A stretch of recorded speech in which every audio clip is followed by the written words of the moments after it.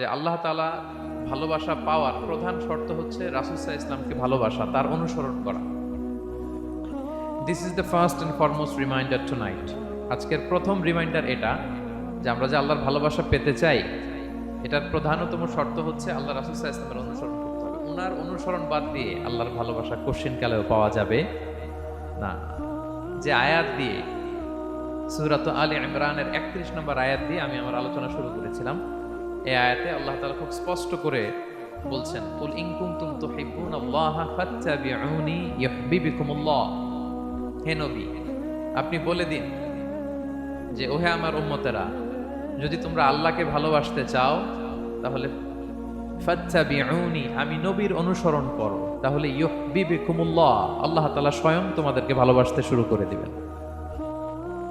বিশ্বনবীর ভালোবাসা ছাড়া, বিশ্বনবীকে অনুসরণ করা ছাড়া আল্লাহর ভালোবাসা কোশ্চিনকালেও পাওয়া যাবে